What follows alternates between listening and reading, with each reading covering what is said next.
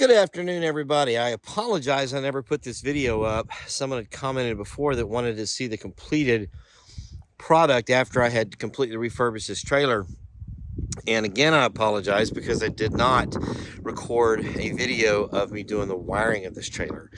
But I did completely gut this trailer basically down to bare bones, including redoing the hubs in it, sandblasted it, welded on some new D-rings, put some down here, for example, to be able to secure at the bottom, used some direct-to-metal paint, repainted it, and then I rewired it. I got this controller box off of Amazon. I'll put a link below, but it's a pretty nice little box to be able to secure all of your wiring in there.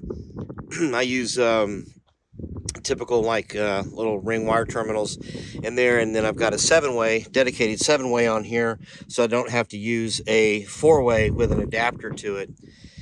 It's a pretty clean system. And then I went back with all LED based lighting, just your standard marker up front, and then in the back I went with LED lights, pretty inexpensive, pretty much got everything off Amazon. I'll put a link in there as well for all the things that I got. Once it was all said and done, I redecked it and used pressure treated, and I went with 2x8s. I was going to go with 2x10s.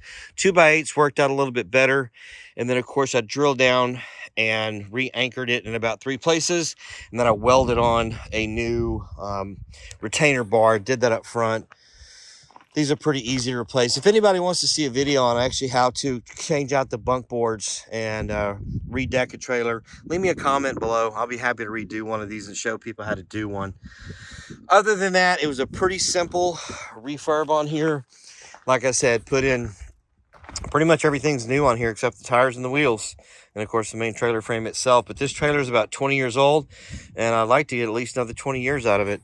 But if you have any other comments, leave them below, and I'd love for you guys to like and subscribe. I appreciate it, and have a good day. Thank you.